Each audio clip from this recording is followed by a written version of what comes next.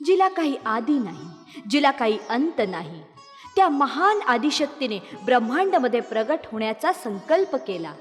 तिच्या अद्भुत शक्तीने करोडो गोळे प्रगट झाले. त्यातल्या 2 गोळ्यांमध्ये टक्कर झाली आणि त्याचे तुकडे तुकडे झाले.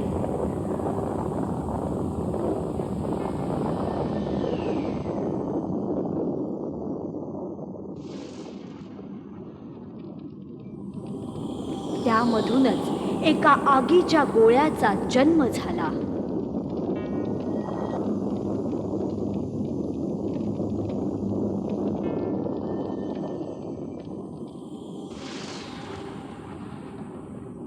त्याच गोळ्यावर मातेची दयादृष्टी झाली.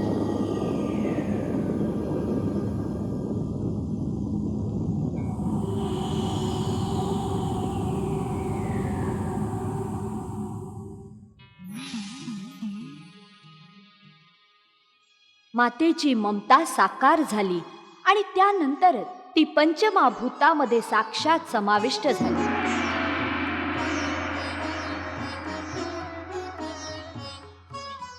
त्यानंतर सुंदर भूलोकाचा जन्म झाला.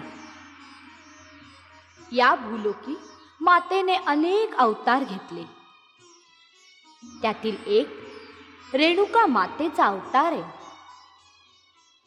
होय, या भूलोकी महर्षी जमदग्नीच्या आश्रमात एक दिवस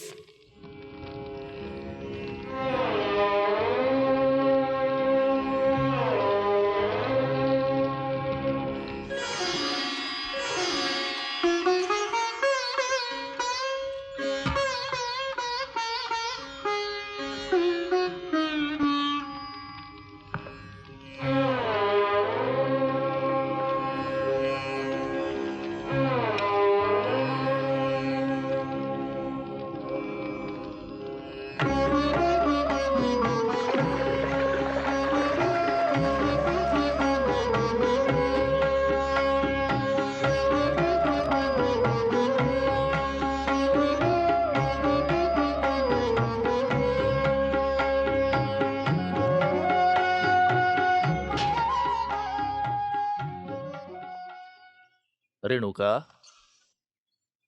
रेणुका. आले स्वामी.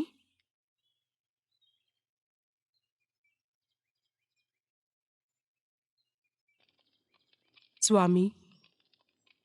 हां हां.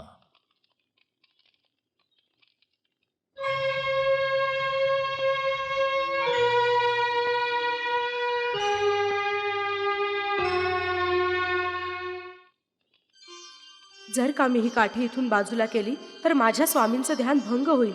काय करू? परमेश्वरा, तूच माझी मदत कर.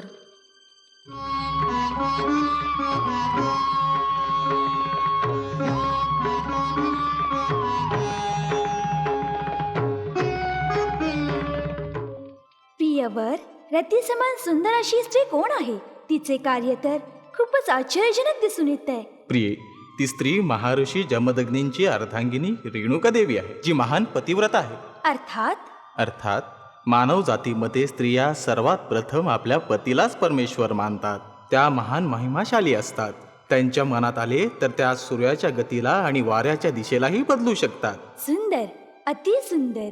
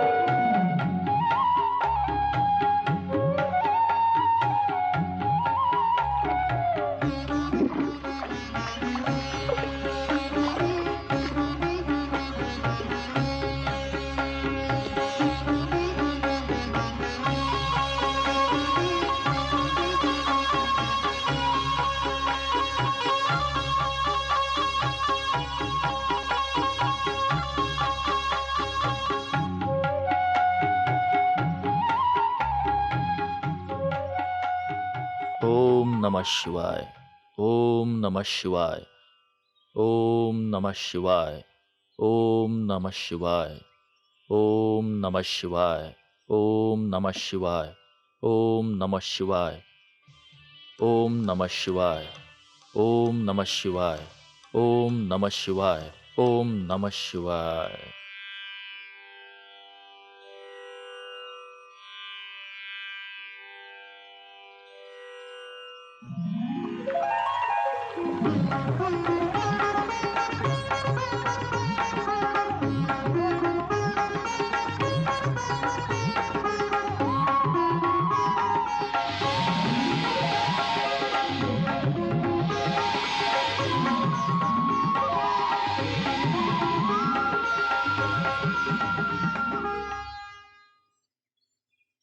रेणुका, तू राजघराण्यात जन्माला आलीस, राजकुमारीप्रमाणेच वाढलीस. तुझ्या सेवेसाठी शेकडो दासी अहोरात्र उपस्थित असायच्या. हं. या आश्रमवासीशी लग्न करून तू काय सुख मिळवलंस रेणुका? आपल्यासारख्या धर्मरक्षण कर्त्याशी लग्न होणं हेच तर माझं भाग्य आहे. रेणुका, मुलं कुठे दिसत नाहीयेत ती?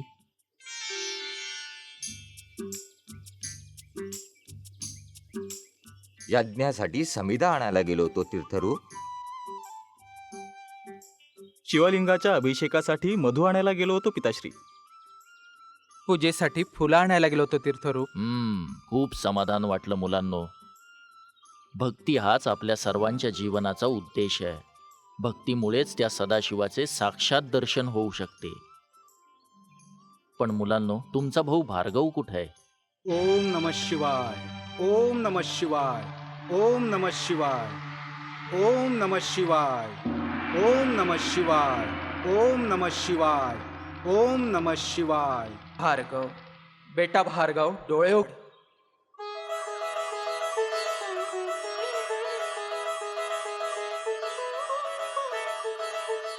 आह, परमेश्वर, परम ज्योती. प्रभू, तुम्ही माझ्यावरती प्रसन्न झालात. मी धन्य झालो, धन्य झालो. भार्गव बाळा, तुझ्या या निश्चल आणि पावन भक्तीने प्रभावित होऊनच मी थेट कैलासावरून भार्गवा तुझ्या भेटीला येथे आलो आहे. तुझ्या श्रद्धेने आणि भक्तीने मी प्रसन्न झालो. तुला जे हवं ते तू मागू शकतोस. मला वरदान द्यायला आवडेल. देवादिदेव, तुम्ही अनंत कोटी ब्रह्मांड नायक आहात. जगदीश्वर, जगत रक्षक. आपले दिव्य दर्शन हेच अहोभाग्य आहे. याच्यापेक्षा अधिक महत्वपूर्ण काय असू शकतं प्रभू? मी धन्य झालो, धन्य झालो. तू परमभक्त आणि परमज्ञानी आहेस बाळ. बाळा भार्गवा, तुझं बोलणं ऐकून मी खूप प्रसन्न झालोय. भार्गवा, तू काही मागत नाही आहेस, पण तुला काही वरदान द्यावे असे मला प्रकर्षाने वाटते बाळा. आणि म्हणूनच या परशुला मी आशीर्वादाच्या रूपाने तुझ्याकडे सोपवतोय भार्गवा. या परशुने तू जगातील धर्माचे रक्षण करशील. कितीही मोठे संकट आले तरी तू धर्माच्या बाजूनेच राहा. जर कोणी धर्माच्या विरुद्ध काही कार्य केलं तर त्याचा मृत्यू तुझ्या या परशुने होईल. तुझ्यामुळे या लोकीचे कल्याण होईल. हे जग तुझे गुणगान करतील. खूप आनंद झाला प्रभू. हे सत्य आहे? होय तीर्थरूप, हे असंच घडलंय. भार्गव, भार्गव राम, माझ्या लाडक्या मुला, अनेक महाज्ञानी अनंत काळापासून अत्यंत मनोभावे त्या परमेश्वराची आराधना करत आलेत. पण त्यातील सर्वांनाच हे परमभाग्य नशिबी नव्हतं जे परमभाग्य तुला मिळालंय मुला. कुमार, तू खरंच खूप भाग्यवान आहेस. आणि तुझ्यासारखा पुत्र मिळाल्याने मी सुद्धा भाग्यवान आहे. मी सुद्धा भाग्यवान आहे. मला आशीर्वाद द्या तीर्थरूप. बाळा, सर्वप्रथम तुला आपल्या देवीरूपी मातेचा आशीर्वाद घेतला पाहिजे. आईपेक्षा मोठं या जगात दुसरं कोणीही नाही. तुझ्यासारख्या महाभक्त महासाधक सुपुत्रामुळे ही महामाता धन्य धन्य झाली, भाग्यशाली झाली. मला आशीर्वाद दे माते. सदा यशस्वी हो बाळा. माझ्या तोंडून शब्दच नाही बाहेर पडत बाळ. भार्गव, या परमेश्वराने तुला हा परशु सोपवलाय माझ्या बाळा. आतापासून तू या लोकी परशुराम या नावाने प्रसिद्ध होशील. चिरंजीवी हो बाळा.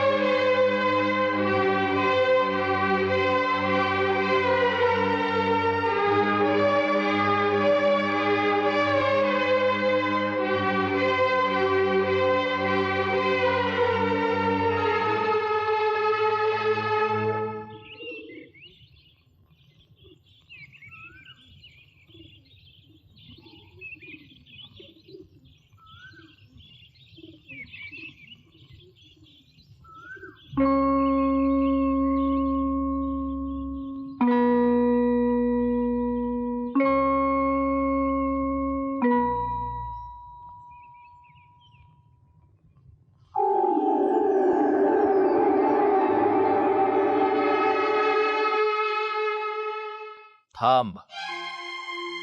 एक पाऊलही पुढे टाकू नकोस. स्वामी, छे, निर्लज्ज.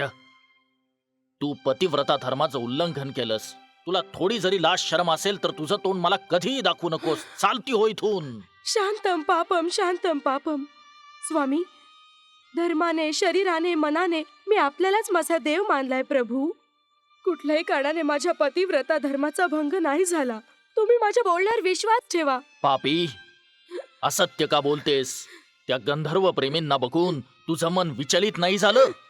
हो स्वामी, माहित नाही हे माझं कोणत्या जन्मीचं पाप आहे ते, की त्यांना बघून माझं मन क्षणभरासाठी विचलित जरूर झालं होतं स्वामी. पण त्या क्षणी माझ्या मनात केवळ तुमचाच वास होता स्वामी. ही तुमच्या मनाला दुखावणारी, तुमच्या कीर्तीला आणि गौरवाला काळीमा फाटणारी पापीणे, दया करा. या पापिणीला क्षमा करा स्वामी. क्षमा? आणि तुला मनात पाप घेऊन आलीस आणि आता या आश्रमाला कलंकित करायचंय का? या आश्रमात तुझ्यासाठी कोणतंही स्थान नाही. भगवान, एका पतिव्रता स्त्रीला तिच्या पतीचं घर सर्व काही असतं ना. पतीच्या चरणाशीच तिचे स्थान असतं ना स्वामी. त्याला सोडून ती कुठे जाईल स्वामी? या पोकळ गोष्टी माझ्याशी बोलू नकोस. केवळ या आश्रमातच नाही तर माझ्या मनात सुद्धा तुला स्थान नाही. स्वामी, निघून जा, नाही तर मी तुला शाप देईन. पापी. स्वामी, स्वामी, जर मला आपल्याच पवित्र हाताने शिक्षा होईल तर त्यालाच मी माझ्या कित्येक जन्मांच्या तपस्येचं फळ मानून स्वीकार करेन. तुम्ही मला जी शिक्षा द्याल ती मी मनापासून स्वीकारेन प्रभू.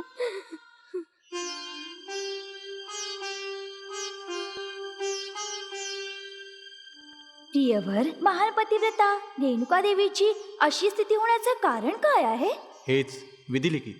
पतिव्रता स्त्री ही सूर्याच्या गतीला आणि वाऱ्याच्या दिशेला बदलू शकते असं आपण सांगितलं होतं ना.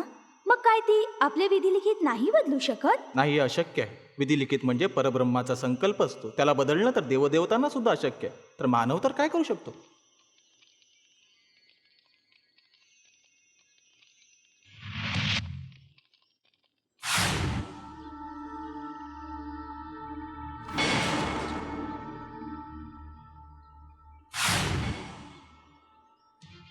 सुलोचन, सुलोचन. तीर्थरूप, आपण मला का बोलवलं? सुलोचन, तू माझा ज्येष्ठ पुत्र आहेस. माझ्या प्रेमाचं प्रतीक आहेस. मी तुला एक कठीण काम सोपवणार आहे. तू करू शकशील? निश्चिंत होऊन सांगा तीर्थरूप.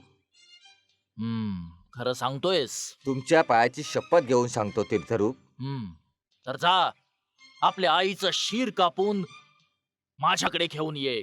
तीर्थरूप, मी माझ्या आपल्याच आईचं शिर का? कापून? जीभ अडखळतीये का?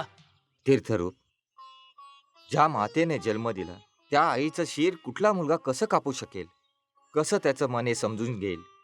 छी छी, अशी भावना आपल्या मनात मनात येणं हे देखील पाप आहे. माझ्याच्याने हे काम होणार नाही. मला क्षमा करा तीर्थरूप. छे द्रोही, तू वचनभंग केलास म्हणून मी तुला भस्म करतो.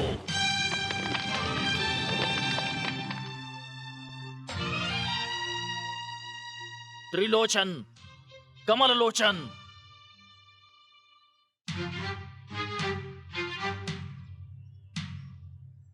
मुलांनो, मी तुमच्याकडे काम सोपवू इच्छितो. आम्हाला माहित आहे तीर्थरूप, आपण जेव्हा ज्येष्ठ बंधूंबरोबर बोलत होतात तेव्हा आम्ही ऐकले. म्हणजे मातेचा वध करणं आमच्याच्याने होणार नाही तीर्थरूप. काय म्हणालात? आम्हाला क्षमा करा तीर्थरूप. छे, वाघाच्या घरात गिधाड जन्माला आली आहेत. तुम्हाला माझे पुत्र म्हणवण्याची मला लाज वाटते.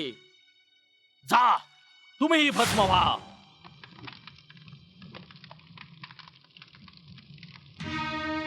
भार्गवा, परशुरामा,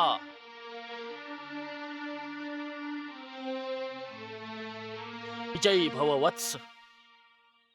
मी आपली काय सेवा करू शकतो तीर्थरूप? धर्म हाच तुझ्या जीवनाचा उद्देश आहे. जेव्हा कोणी धर्माच्या आड येईल त्यावेळी तू त्याला कदापि सहन करणार नाहीस, हो ना? मला हे पक्क ठाऊक आहे तीर्थरूप. या धरतीवर तुझ्याच पासून धर्माचा प्रारंभ होतो आणि जो कोणी या धर्माच्या विरुद्ध जाईल त्या अधर्म्याचा सदैव तुझ्या परशुने अंत होईल. सत्य आहे तीर्थरूप. तुझी माताच धर्माच्या विरुद्ध गेलीये. तुलाच तिला शिक्षा द्यावी लागेल. ही माझी आज्ञा आहे. जी आज्ञा.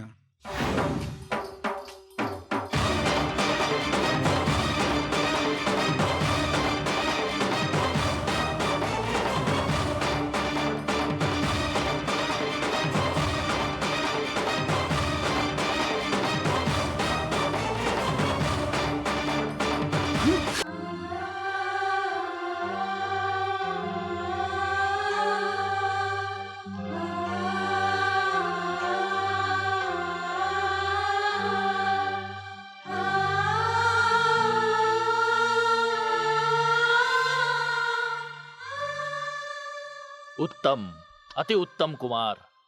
जमदग्नी ऋषीचा पुत्र म्हणवण्याची योग्यता केवळ तुझ्यातच आहे. तू तीनही लोकांमध्ये गौरवास्पद ठरणार महान कार्य केलंयस. या कार्यामुळे माझ्या मनाला खूप संतोष प्राप्त झाला. कुमारा, या आनंदाच्या क्षणी मी तुला 3 वरदान देतोय. तुला हवं ते तू मागू शकतोस. तुला जे स्थान हवं असेल माग. तीर्थरूप, मला माझ्या सुखासमाधानासाठी कोणत्याही स्थानाची आवश्यकता नाही. आपल्या इच्छेनुसार मी आपल्याकडे 3 असे साधारण वर मागेन. ते तुम्ही मला द्या.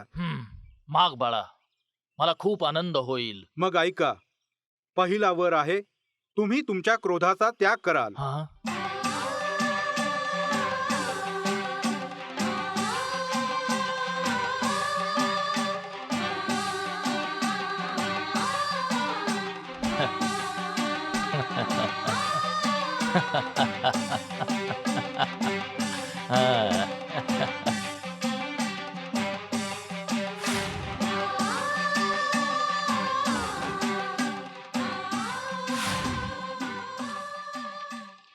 दुसरा वर आहे, माझ्या 3 बंधूंना पुनर्जीवित कराल.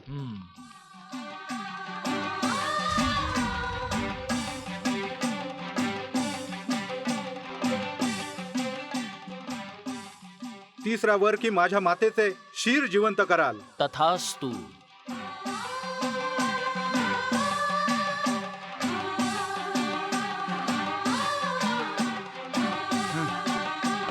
माते. बाळा,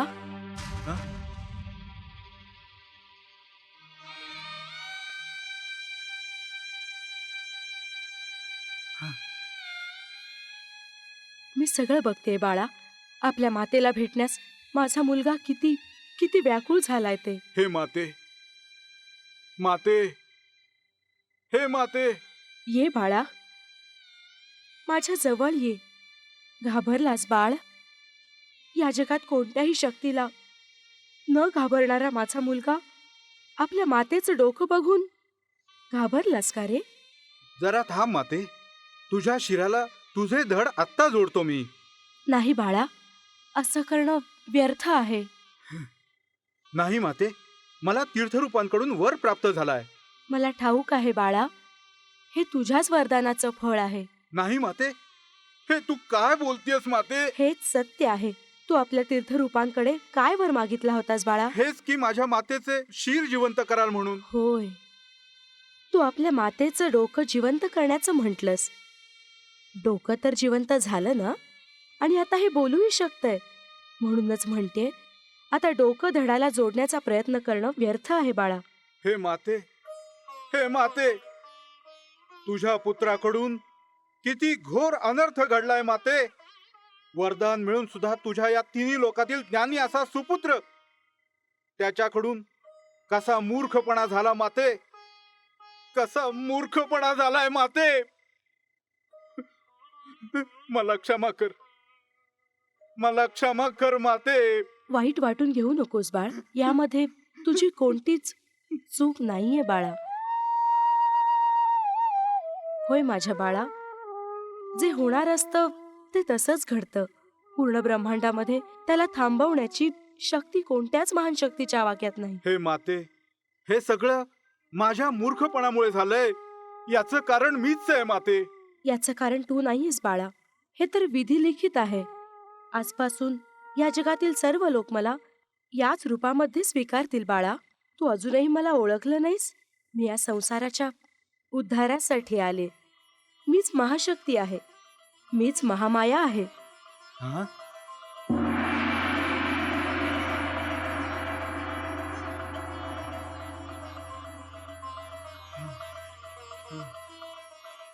यापूर्वी या जगात मी अनेक रूपात दर्शन दिलं आहे, आणि या रूपात येणं हाही माझाच निर्णय होता. शुभमस्त. आणि अशाप्रमाणे ही महाशक्ती माई रेणुका देवी होऊन, संतोषी माता होऊन, शेरावाली होऊन, वैष्णव देवी होऊन, हिमगिरी माता चामुंडेश्वरी होऊन, भुवनेश्वरी होऊन अनेक रूपांमध्ये प्रगट झाली आणि आपल्या भक्तांची नेहमीप्रमाणे सहाय्यता केली. युगानुयुगे या संसार कला आपल्या शक्तीने चालवणारी ही आदिशक्तीच सगळ्यांचा मूळ आधार आहे. नित्य आणि सत्याची मूर्ती, परमज्योतीचे रूप, या ब्रह्मांडाच्या प्रत्येक लोकी ती आदिशक्तीच प्रत्येक ठिकाणी वास करते. तिचाच आशीर्वाद आहे. सृष्टीच्या प्रत्येक निर्मितीत मातेचा वास आहे. तिचा महिमा अपरंपार आहे. जी व्यक्ती माता भवानीला श्रद्धेने पूजते, त्या व्यक्तीच्या सर्व पापांना क्षमा करून आपल्या दयादृष्टीने त्यांच्या जीवनाचं सार्थक करते माता. याचाच अर्थ माता आपल्याला नेहमीच आपल्या कृपाशीर्वादाने परिपूर्ण करते. परंतु तो आशीर्वाद मिळवण्यासाठी आपल्याकडे एकच गोष्ट हवी, ती म्हणजे विश्वास. त्या मातेवर विश्वास ठेवा आणि सुखमय जीवन जगा.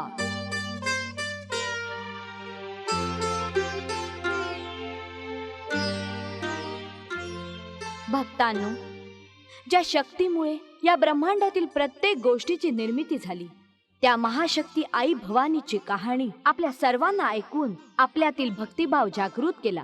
त्या कीर्तन रत्न श्रीमती शोभा नायडू यांना माझ्या आईच्या वतीने, माझ्या वडिलांच्या वतीने आणि आपल्या सर्वांतर्फे हा पुष्पहार मी अर्पण करते.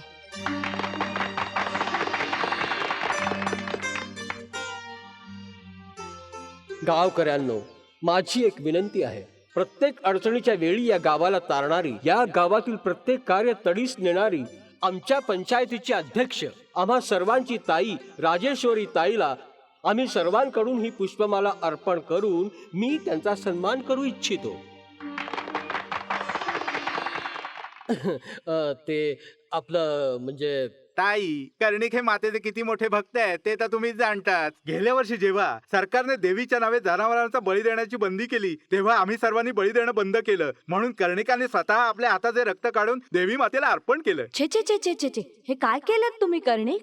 देवी माता तुमच्याकडे तुमच्या शरीराचा कुठला हिस्सा मागते का? जर मातेला काही हवंच असेल तर ती खरी भक्ती. भक्तीच्या नावावर हे क्रूर काम कसं केलं तुम्ही? चूक आहे, अतिशय चुकीची गोष्ट आहे. उद्याच्या पंचायतीची तयारी केली? हो केली आहे ताई.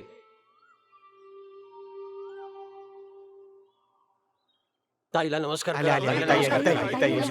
नमस्कार नमस्कार. नमस्ते नमस्ते नमस्ते नमस्ते.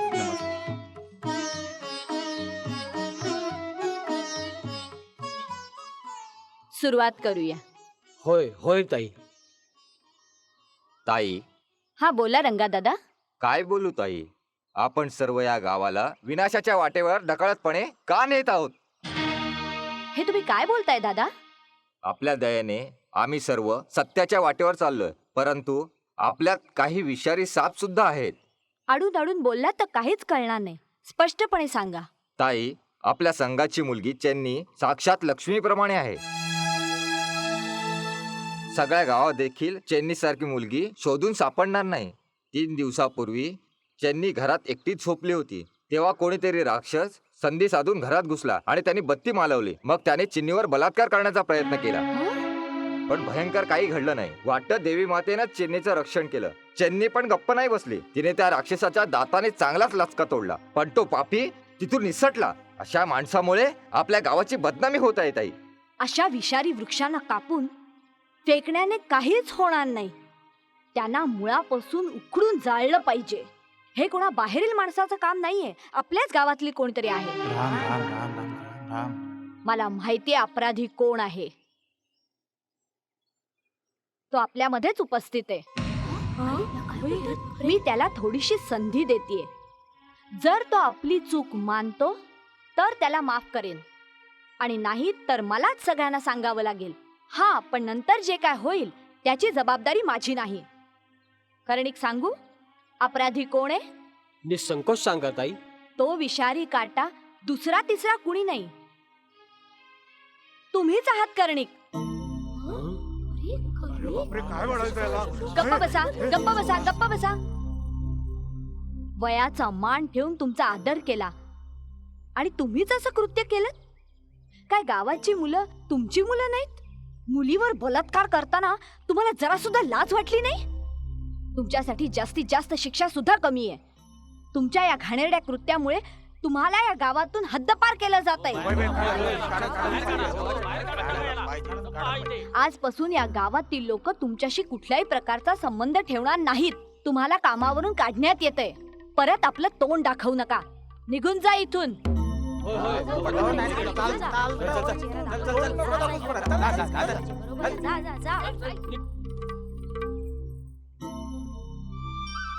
चेन्नी, जीवनात अशी अनेक संकट येतात, परंतु घाबरायचं नाही. खंबीरपणे सामना करायचा. आजपासून तुझी देखभाल मी करेन. ठीक आहे ना रंगा दादा? आता चलूया. हो ताई.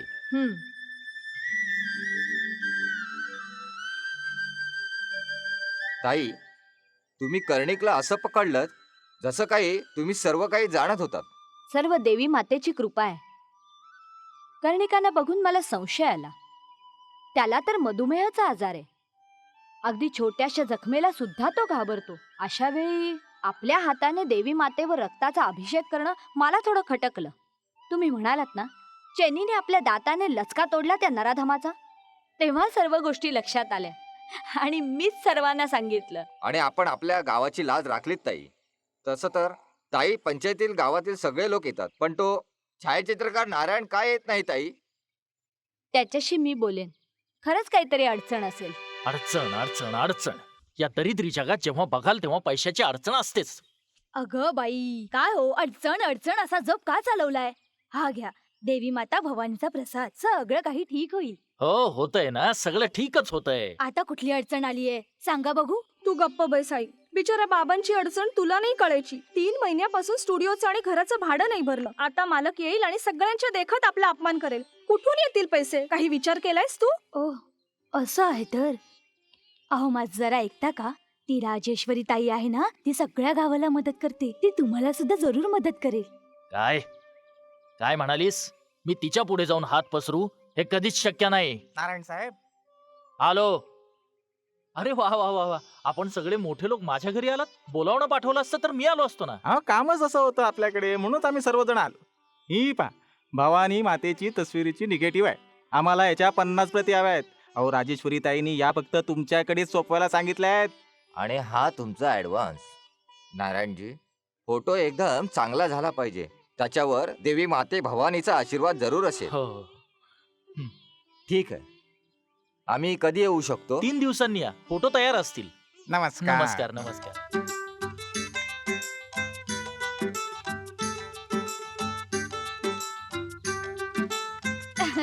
बघितलं ना, तुम्ही ताईवर नेहमी नाराज असायचात. आता त्यांनीच तुमची समस्या सोडवली की नाही? हे, मी एक चांगला फोटोग्राफर आहे म्हणून ते लोक इथं आले होते, नाहीतर ते कशाला आले असते. आहाहाहा, स्वतःवर खूप गर्व आहे आपल्याला. मग मला सांगा, तुम्हाला ताईचा इतका राग काय तो? एक वेळ अशी होती की आम्ही सगळेजण आनंदात असायचो, परंतु एका श्रीमंत जमीनदाराने आमचं सर्वस्व लुटलं. त्या दिवसापासून मी ताईचाच नाही तर प्रत्येक श्रीमंत माणसाचा तिरस्कार करतो. हो. हा हा किती झाले? ठीक आहे. हा. किती रुपये झाले ग? 10 रुपये. अहो, हिला 10 रुपये देऊन टाका ना. हे घ्या.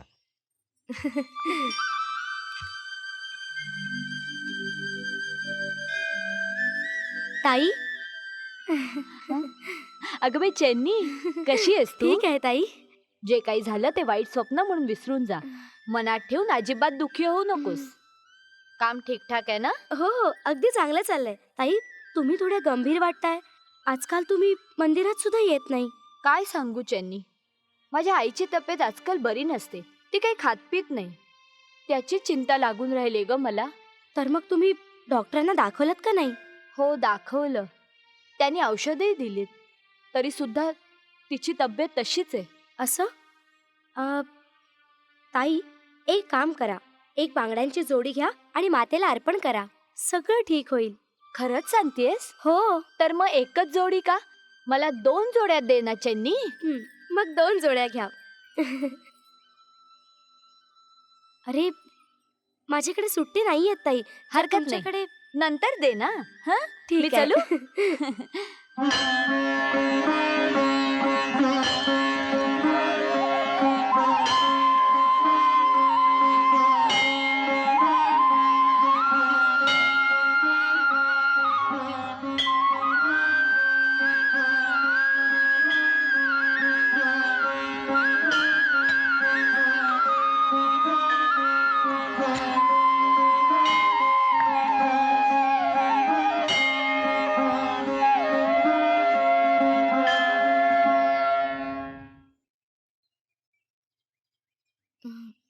ताई, ताई. कोण? चेन्नी, ये ना. एवढ्या उन्हात काय आलीयस? ताई, तुम्ही सुट्टे पैसे घ्यायला परत आलाच नाहीत, म्हणून मी स्वतः आले परत करायला. अरे बाप रे, सुट्टे पैसे परत करायला आलीस? हो. उद्या पण करता आले असते. तू दिलेल्या बांगड्या देवी मातेच्या चरणी अर्पण करून जेव्हा मी घरी आले तर आई खडखडीत बरी झालेली. खरंच? आपली आई कुठे आहे ताई? ती बघ. वाचवा चेन्नी? परमेश्वरा. चेन्नी, ये इकडे. ये, घाबरू नकोस. ये, घाबरू नकोस अगं. ताई, मला वाटलं आपण आपल्या मोठ्या आईच्या बाबतीत बोलत होतात. त्या आईने मला जन्म दिला आणि ही मला जीवन देणारी देवी माता भवानी आहे. ये. ताई, मला खूप भीती वाटते ताई. थांब.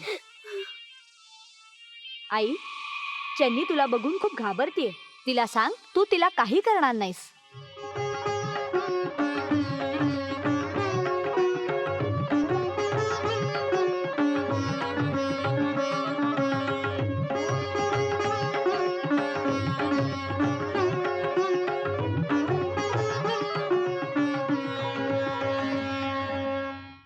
बघितलंस, आईने तुला वचन दिलंय. आता ये चेन्नी. अशी अनोखी गोष्ट मी कधीच बघितली नव्हती. बापरे बाप, घरातच बीळ, साप. बापरे, माझ्या अंगावर शहारे येत आहेत. ताई, तुम्ही इथे कशा राहता? कशा म्हणजे काय? अशीच. ही पण एक आमच्या घरची सदस्य आहे. ही सुद्धा आमच्या सुखदुःखाची भागीदार आहे. आई, बघतं कोण आलंय? कोण?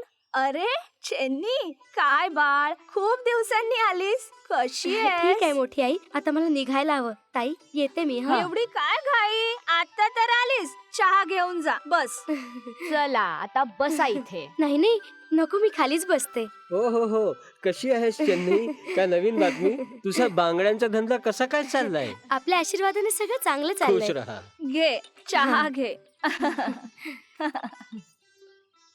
बाळ, तुझे हा? वडील तुझ्यासाठी मुलगा बिलगा शोधतायत की नाही? तसं आजकाल करतात काय ते? वडिलांच्या बाबतीत मी आपल्याला काय सांगू? बाराला, बारा ये, बारा. 1 2 3 4 हे घे. अरे रे श्या. बारा ये. ए,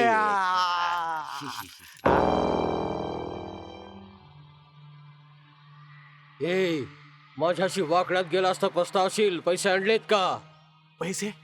कसले पैसे? मागचे पैसे. ते तर मी आधीच दिले होते ना. ते तर व्याज होतं. मुद्दल नाही, ते तर मी आधीच दिले होते.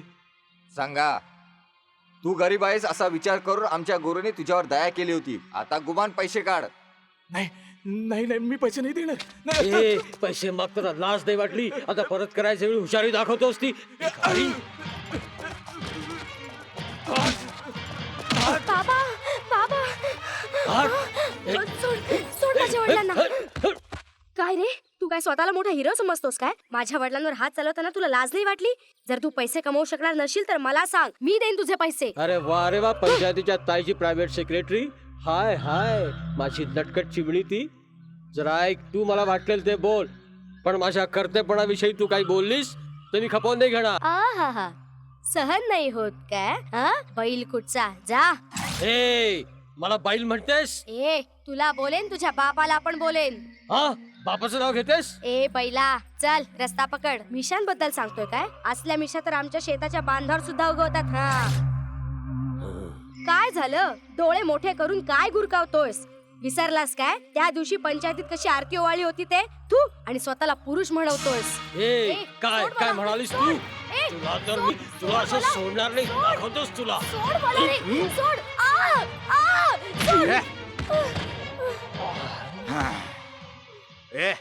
विसरलास काय तुझी कशी हजामत केली होती ते? एवढ्या लवकर विसरलास?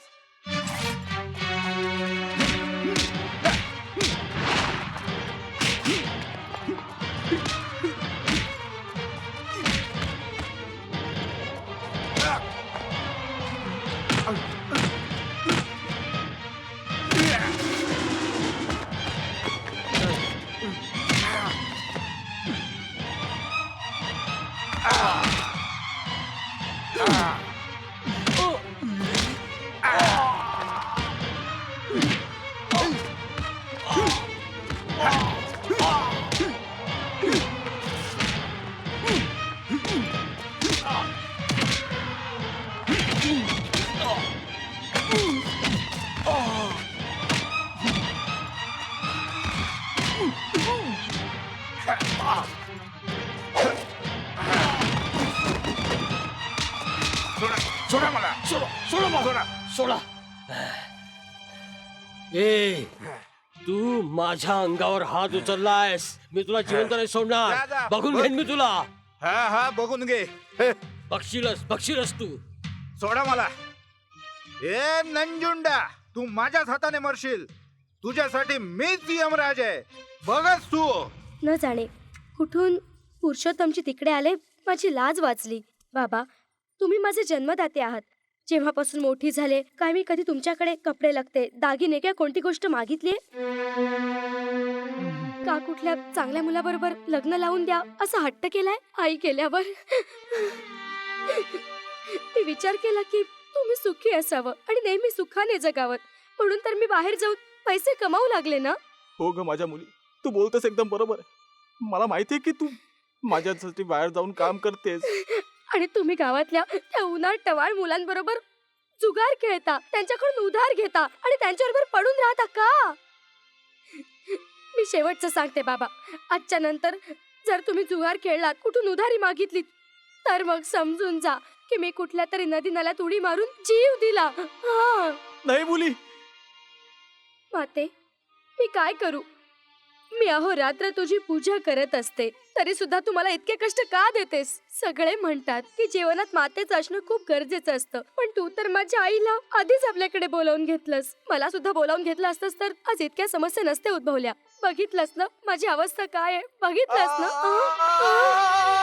बाबा, अरे बापरे बाबा, तुम्ही हे काय करून घेतलं बाबा? परमेश्वरा,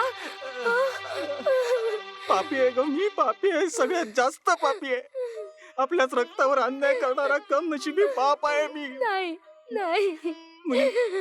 मुली, याच हातांनी मी जुगार खेळलो होतो ना, याच हातांनी मी या लोकांकडे उधारी मागितली होती ना, म्हणूनच या पापी हातांना मी स्वतःच शिक्षा केली ग. मी स्वतःच शिक्षा केली. हे बघ, आजपासून ही अशी वाईट कामं कधीच करणार नाही, कधीच करणार नाही. मी खरं बोलतो का? खरं बोलतोय मुली.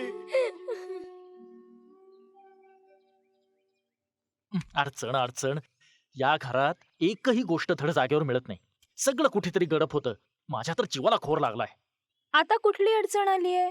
अगं बघ ना, मंदिरातल्या त्या लोकांनी देवी मातेच्या तसबिरीची निगेटिव्ह दिली होती ना, ती निगेटिव्ह कुठे दिसत नाहीये. अरे रे आई ग, ती निगेटिव्ह त्या राजेश्वरी ताईकडून आली होती. तुला माहितीये ना, ती ताई आधीच माझा तिरस्कार करत असते आणि आता याबाबत तिला कळलं तर ती अगदी आकाश पाताळ एक करेल.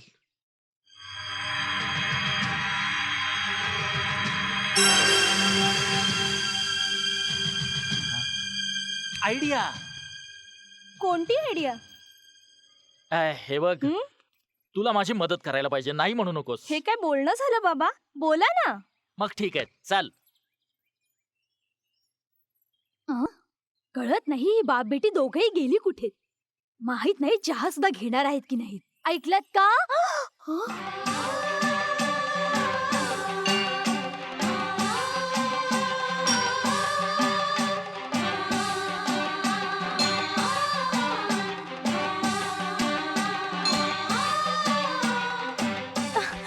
तुमचं डोकं तर फिरलं नाही ना? मुलीला असे कपडे घालून तिचे कसले फोटो काढताय? नक्कीच काहीतरी अघटित घडणार आहे. ये, इतकं ओरडायला काय झालं तुला? तुझ्या डोक्यावर काय आभाळ कोसळलंय का? आभाळ पडलं असतं ना तरी ते सहन केलं असतं, परंतु चुकीचं वागणं नाही सहन करू शकत. अगं, माझं ऐकून तर घे. त्या दिवशी ती मंदिरातली माणसं देवी मातेच्या तसबिरीची निगेटिव्ह घेऊन आले होते ना, ती माझ्याकडून कुठेतरी हरवली, म्हणून मी हिलाच देवी मातेची वेशभूषा करून हिचे फोटो काढतोय. अगं, असं गावातल्या नाटकात पण घालतात की नाही? हो, जरूर घालतात, पण फक्त पात्र रंगवण्यापुरतंच. अगं पण बघ ना, मी माझ्या कामासाठी तिला देवी मातेची वेशभूषा केली, पण बघ ना, या वेशात माझी मुलगी साक्षात देवी भवानी दिसतेय. बरोबर आहे, माझं बोलणं तुम्ही कसं ऐका, जे वाटेल तसं करा. आता पुरे झालं आई. मला या वेशात बघायची बाबांना इच्छा झाली म्हणून मला हे नेसायला सांगितलं. तुम्ही माझा फोटो काढा. हा जरा इकडे बघ, जरा हस. अद्भुत, अति अद्भुत. बघा बघा, मातेची छबी किती सुंदर दिसते ती. खूपच सुंदर आहे. मातेनं साक्षात या छबीमध्ये प्रवेश केलाय. आपा, कशी वाटते? घ्या नारायणजी, हे बाकीचे तुमचे पैसे. नमस्कार. धन्यवाद.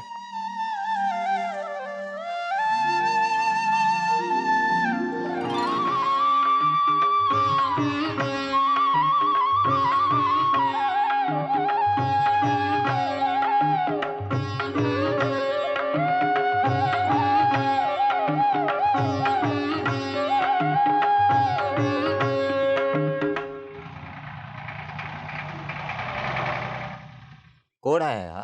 आमचा मुलगा पुरुषोत्तम. त्याने स्वतः घर बांधलंय. तो इथे नेहमी येतो. बाबा, ये रे बाळा, ये बस ये इथे. रे बाळा. पाहिलं बाबा, हे पाहिलं तुम्ही? सोनं आहे सोनं. मी खूप कष्ट करून नांगरलंय, बी पेरलं आणि पिकाची कापणी सुद्धा केली. अरे बाबा, आपल्याला काय कमी आहे ते हे घेऊन आलास? शेतामध्ये धान्याचा ढीग पडलाय. हो, ते तर आहेच, पण या धान्याचा खरा स्वाद तुम्हाला, आईला जास्तच आवडून जाईल. अगदी बघा तुम्ही. बरं, हा हरिया कुठे गेला? त्याला सांगून हे सगळं लवकर आठवून घेऊया. ताई, मी काय म्हणतो रामजी, पुरुषोत्तम तुमचा स्वतःचा मुलगा नाही आहे का? आमचा मुलगा सुदर्शन मुंबईत राहतो.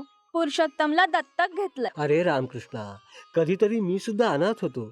मला यांच्या वडिलांनीच लहानाचा मोठा केला, पण बिचारे अकाली देवाघरी गेले. हा 2 वर्षाचा होता तेव्हा पुरुषोत्तमचे वडील वारले.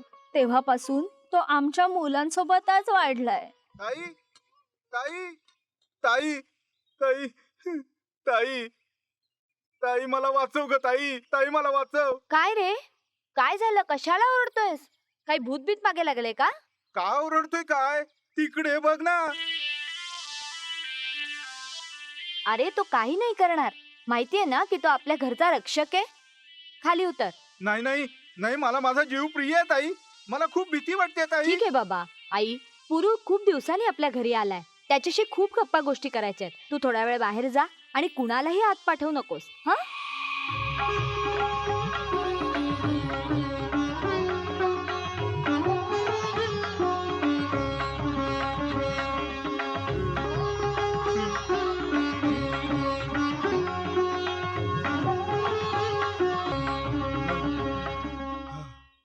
अरे देवा. अगं ताई, या गावात तुमचं केवढं मोठं घर आहे, मग हे बिळ, हा साप, या सगळ्यांची काय आवश्यकता आहे? ताई तिकडे बघ, तो साप माझ्याचकडे टक लावून बघतोय. आईला सगळं काही कळतं पुरू. खरं? हा. तर मग 1 मिनिट थांब.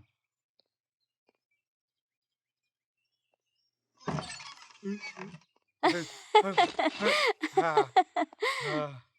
खरंच आत्ता कुठे हायचं तू वाटलं. इतका का घाबरतोयस? मी सांगितलं ना की आई काही करणार नाही. हो, आणि नंतर आपण काहीच करू शकणार नाही. ती काही करणार नाही. जे सांगशील तेच करणार. ताई, मी दरवाजा बंद केलाय. आता तू इथे बोलाव. बोलव. हो. आई, आई. हा?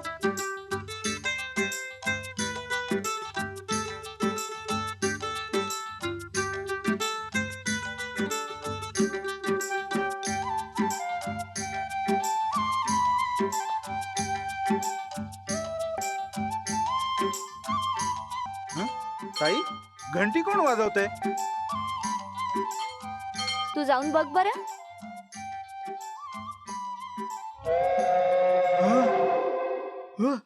ताई, ताई, अगं तो साप, तो घंटी वाजवतोय. मी तुला अजून एक चमत्कार दाखवते. कसला? ही अंगठी तुझ्या खिशात ठेवते. तू आता त्या सोफ्यावर जाऊन बस. तिकडे? हं, जा ना. चालेल. आई, माझी अंगठी हरवलीये. शोधून काढशील?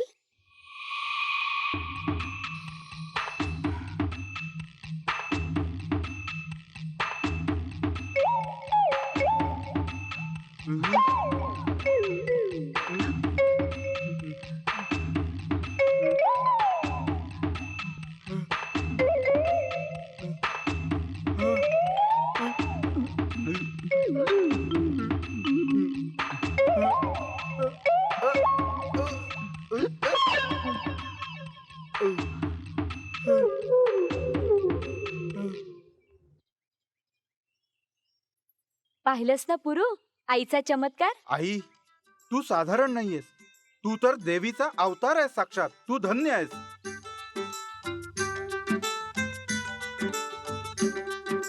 आई, माझ्या ताईला जगातली सगळी सुख दे. तिचं रक्षण पुरू. कर. तुझ्याकडे श्रद्धा आणि भक्तिभाव तर आहे, पण तुझ्या बाबतीत काही काही गोष्टी माझ्या कानावर पडल्यात पुरू. आणि ह्याच कारणामुळे मला खूप दुःख झालंय पुरू. ताई, मला माहितीये तू कशाविषयी बोलतेस. तुला वाटतंय की मी दारू सोडावी. मला तुम्हाला दुःख देण्याची इच्छा नाहीये. आजपासून मी दारू पिणार नाही. तुझी शपथ ताई, मी कधीच पिणार नाही. बस एवढंच कर. मग राजकन्येसारखी मुलगी शोधून तुझं लग्न लावून देईन. आधी माझा मार्ग कुठला मोकळा. आधी सुदर्शन दादाचं लग्न. हा, सुदर्शनचं नाव घेतलं म्हणून आठवलं. सुदर्शनचं काल पत्र आलंय. त्याला कामातून अजिबात वेळ मिळत नाही. लिहिलंय की मी जी मुलगी पसंत करेन तिच्याच गळ्यात तो मंगळसूत्र बांधेल. सगळी जबाबदारी माझ्यावरच टाकली. मग ठीक आहे, उद्या जाऊया मुलगी बघायला.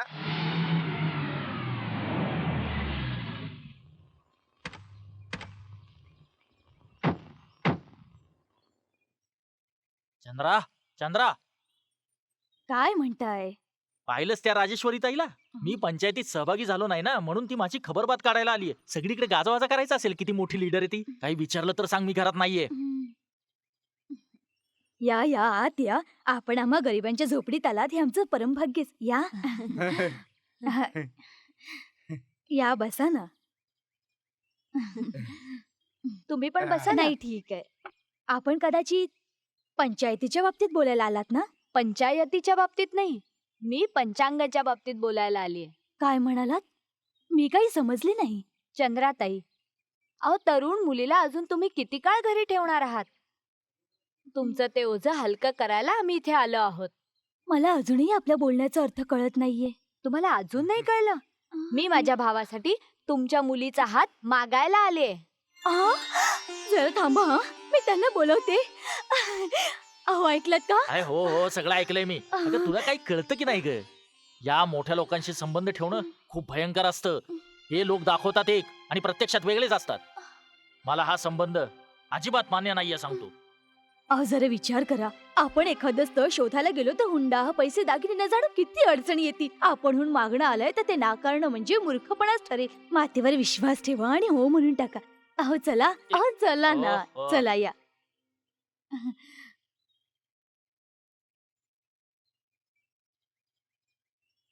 नमस्कार नारायणराव, सगळं ठीक आहे ना? हम्म.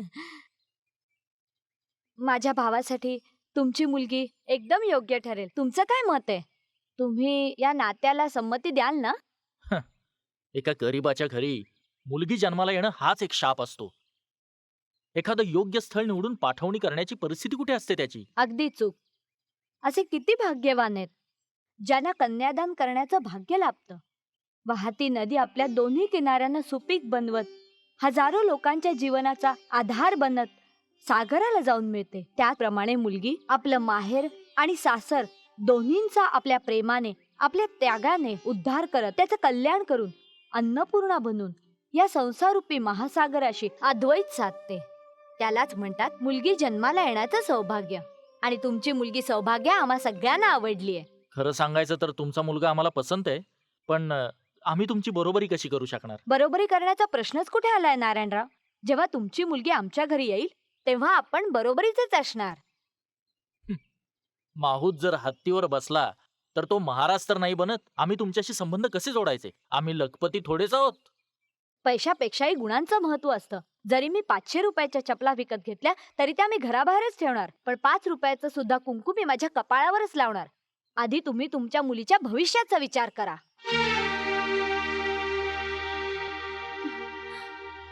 आता आणखी कसला विचार करायचा? ताईने सांगितलं म्हणजे सांगितलं. सुप्रीम कोर्टाच्या निकालाप्रमाणे मुलीला बोलवा. म्हणजे हाच आहे का तो मुलगा? नाही नाही, मी तो मुलगा नाही, माझा दादा आहे. मी फक्त मुलगी बघायला आलोय. हा, पण मुला मुलीने परस्परांना एकदा भेटायला हवं ना. मुलगा मुंबईत आहे. मी त्याचा फोटो आणलाय सोबत. पण त्याने स्वतः येऊन एकदा तरी मुलीला बघायला हवं ना. नंतर जर त्याला मुलगी आवडली नाही किंवा त्याला तिच्यात उणिवा दिसल्या तर? नाही नाही नाही, त्याची तुम्ही काळजी करू नका. माझा शब्द तो कधीच खाली पडू देणार नाही. सौभाग्याला बोलवताय ना? सौभाग्या, पोरी जरा बाहेर ये.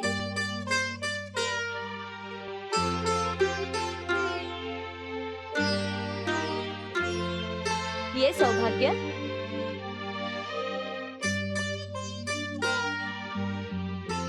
ये बस. तू खूप सुंदर आहेस, अगदी माता लक्ष्मी सारखी. आमचा सुदर्शन खूप भाग्यवान आहे. हो ना पुरू? माझ्या वहिनीमध्ये जे गुण असावे ते सगळे यांच्यात आहेत. तर मग तुमचं काय म्हणणं आहे आता नारायणराव? ते काय म्हणणार, फक्त होकार द्यायचा.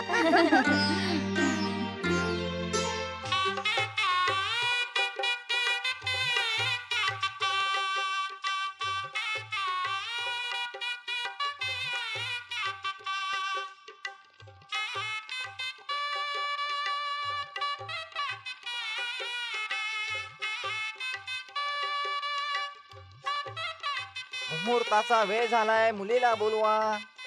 जा तुम्ही सौभाग्याला घेऊन या. दादा, कशी वाटते वहिनी? यांची निवड मी केलीये.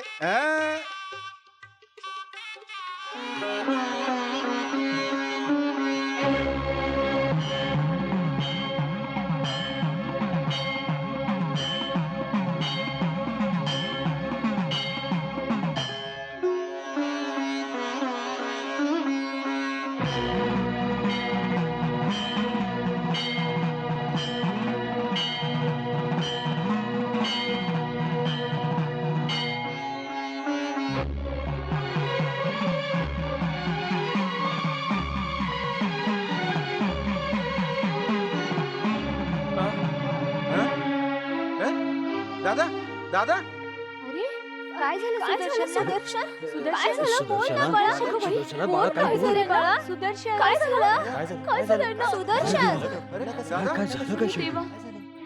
दादा सुदर्शन दादा काहीतरी नाही. बोल बाळा. नाही, मला या पापाचा धनिक करू नका. सुदर्शन ज्या देवी मातेची मी आराधना करतो, ज्याची पूजा करतो, तिच्याशी माझा विवाह करू नका. माझा विवाह करू नका. काय बोलतोयस?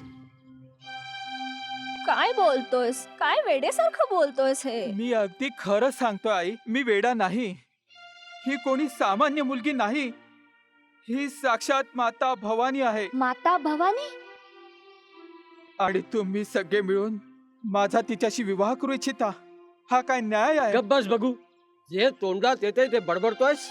एका निरागस मुलीच्या भावनांशी तू जो खेळ मांडलाय, मग काय तो न्याय आहे? बाबा, मी तुम्हाला कसं समजावू, मला काहीच कळत नाही. हं? एक मिनिट.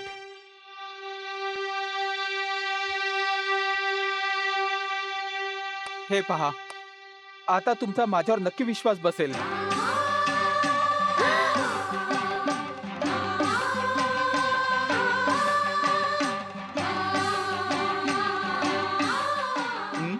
मी मनोभावेजीला आजपर्यंत माझा परमेश्वर मानलाय. तिला मी पत्नी कशी स्वीकारू? सांग ना ताई, सांगा ना बाबा.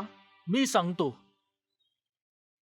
इतके दिवस जे गुपित मी लपवलं होतं ते आज मी तुम्हा सगळ्यांना सांगू इच्छितो.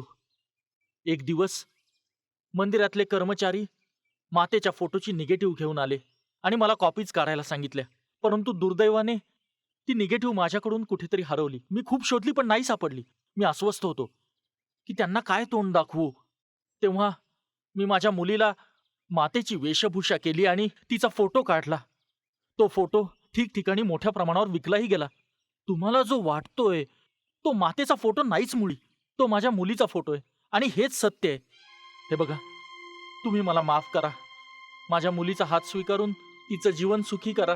तुम्ही काहीही म्हणा नारायणराव, जिला मी माता भवानी मानून पूजा केली तिच्याशी लग्न केवळ अशक्य आहे. थांबा. हे बघा, असं नका म्हणू. तुम्ही हिच्याशी लग्न नाही केलं तर हिचं आयुष्य वाया जाईल. मी तुमच्या पाया पडतो. दया करा, हिचा हात स्वीकारा. मला माफ करा. जावई बापू, तुम्ही असं केलं तर आमची इब्रत मातीमोल होईल. आम्ही आयुष्यातून उठू.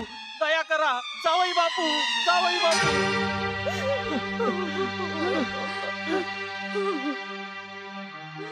ही पैसेवाल्यांची जात, स्वतःला न्याय देवता मानणाऱ्या राजेश्वरी देवी, झाला ना तुमचा जीव आता शांत? त्या दिवशी जेव्हा मी म्हटलं होतं की मुला मुलीने परस्परांना पाहून घेऊ दे, तेव्हा तुम्ही मोठ्या विश्वासाने म्हणाला की तुमचा भाऊ तुमचा शब्द खाली पडू देणार नाही. आज तुमचा शब्द कुठे केला? गरिबांना तुम्ही किडा मुंगी सारखं समजता की काय? थुंकतो मी तुमच्या या कवडी मोल वैभवावर. या न्याय देवतेने माझ्या बाबतीत काय केलं?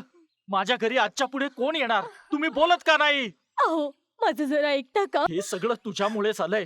तुझं म्हणणं ऐकून मी माझ्या मुलीच्या आयुष्याचं वाटोळं केलं.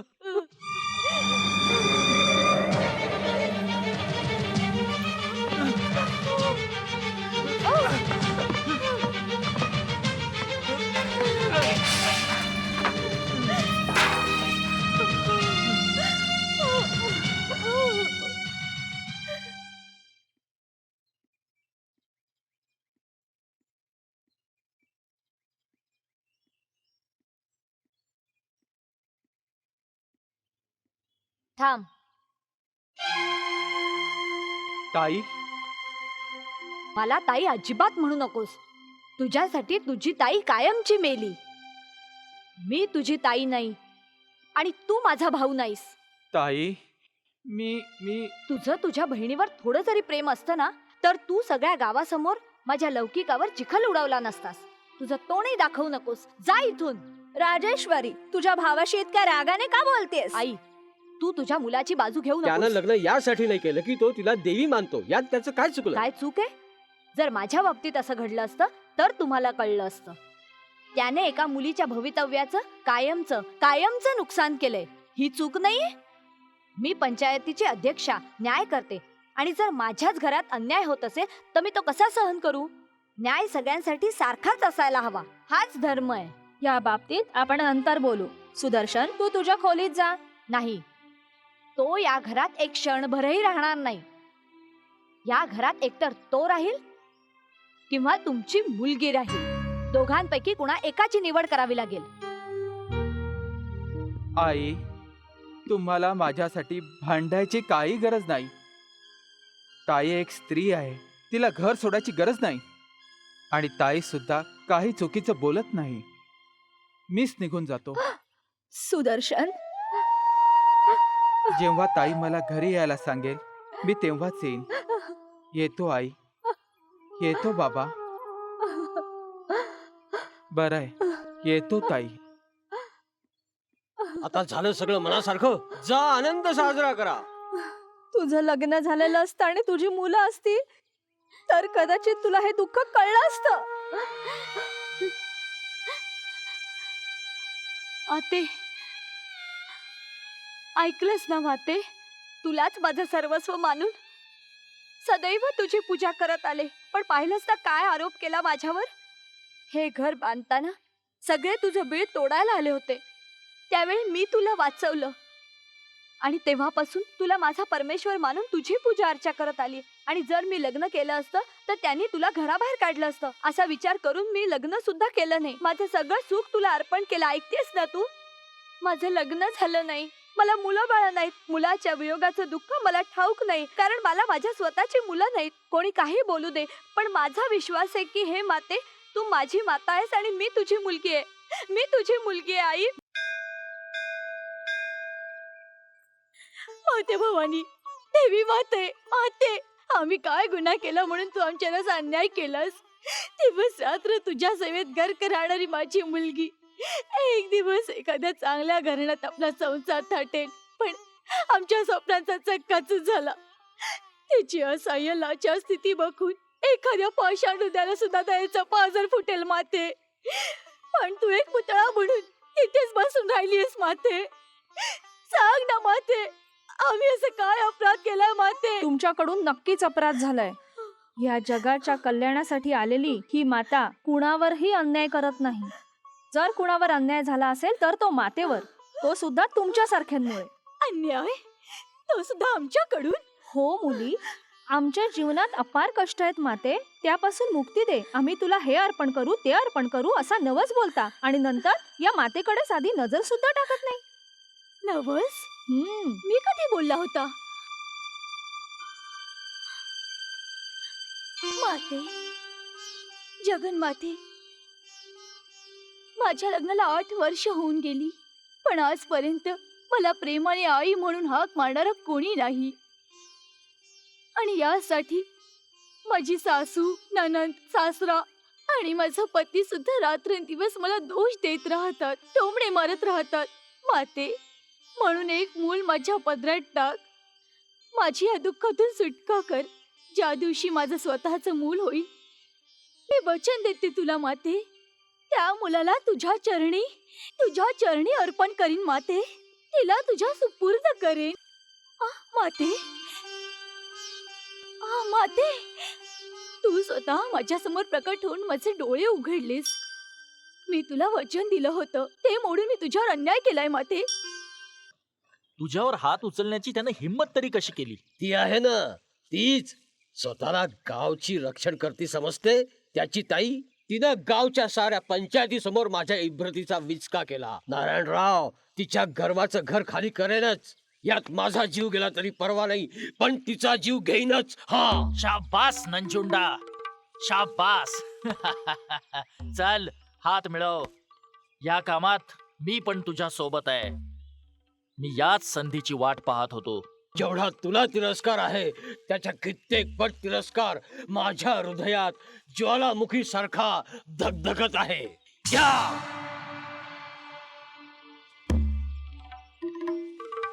नंजुंडा, पाहत रहा.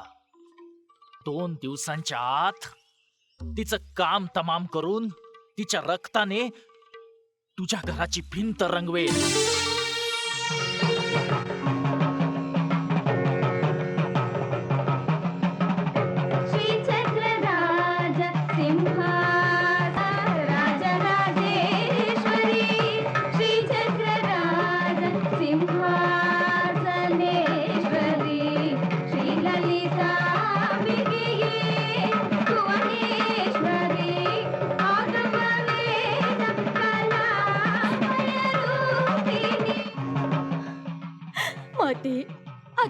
हिची आई नाहीये. आजपासून तू हिची आई आहेस.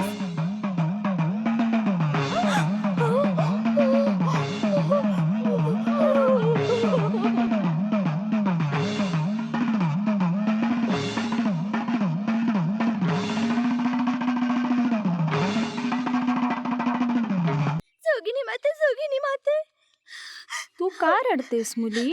माझे आई वडील दोघेही देवीचे रुग्ण झालेत. सगळेजण म्हणतात की ते वाचू शकणार नाहीत. मी तुला हात जोडते जोगिनी माते, तू परमेश्वर आहेस.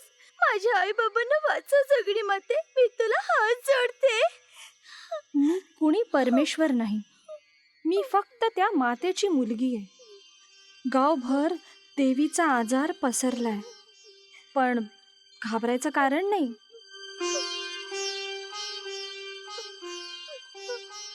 ही कडुलिंबाची पानं त्यांच्या डोक्याखाली ठेवून दे. हे तीर्थ त्यांना पाज. माता भवानी सगळ्यांचं कल्याण करेल.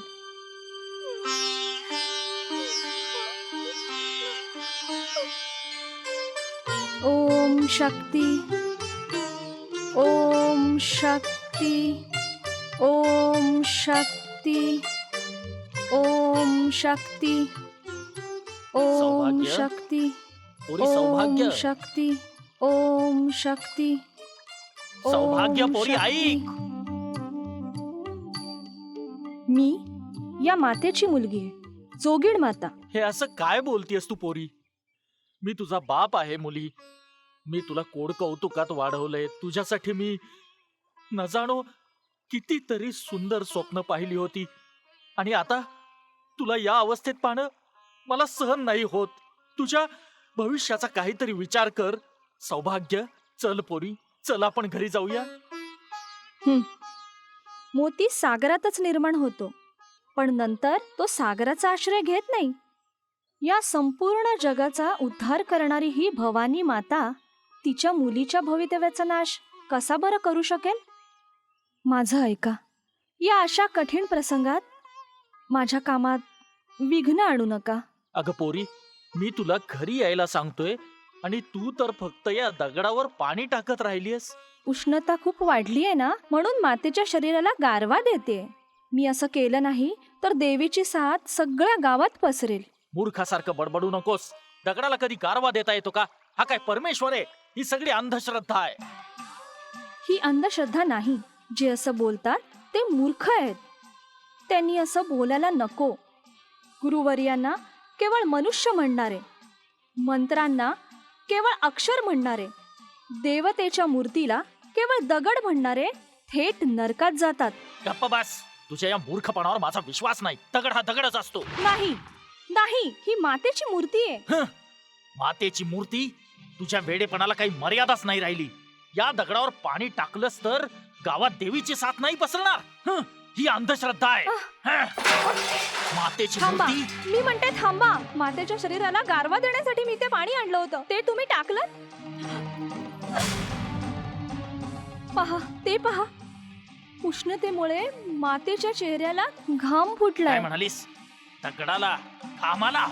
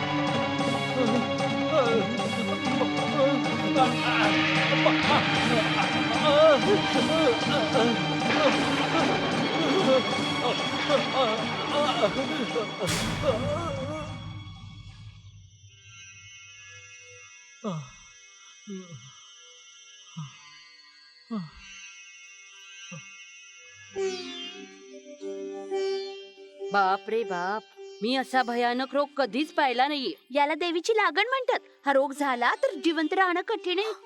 कठीण नाही, अशक्य आहे. हा, मला सुद्धा असंच वाटतंय. आता तर माताच त्यांचं रक्षण करू शकेल. तू तुझ्या पतीची चांगल्या प्रकारे काळजी घे. आम्ही निघतो. चला चला. माता जगदीश्वरी, माझ्या कुंकवाचं रक्षण कर. जर हे बरे झाले माते, तर हे मंगळसूत्र मी तुझ्या चरणी अर्पण करीन माते. ओम शक्ती. ओम शक्ती. सौभाग्य, ओम तू आलीस शक्ती. मुली. मी माता भवानीची मुलगी आहे, जोगीण माता. हा पोरी, हा, तू त्याच मातेची मुलगी आहेस. मी स्वतःला खूप समजावण्याचा प्रयत्न करते, पण माझी ममता असह्य होते. मला माफ कर पोरी. थांब माते, भिक्षा आणते. नाही, या स्थितीत मी तुझ्याकडून भिक्षा नाही घेऊ शकत.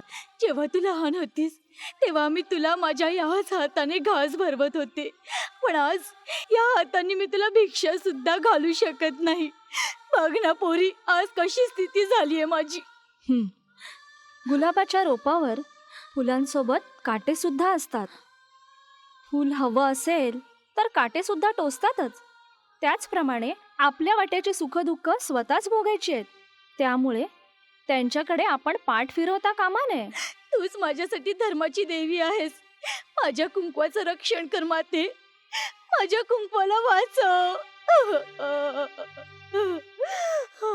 उठ, उठ बरं. तुला माहितीये, माता भवानीची कृपा सूर्याच्या किरणासारखी आहे. सूर्याची किरण कुठलाही भेदभाव न बाळगता सगळ्यांना प्रकाश देतात.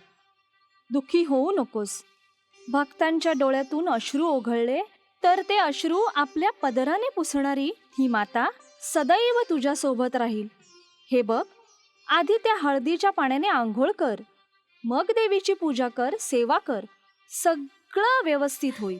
माते, मंगलदायिनी, पुण्यप्रदायिनी, जेव्हा तू स्वतःच माता भवानीच्या रूपात आली आहेस तर मी तुझीच पूजा करीन माते.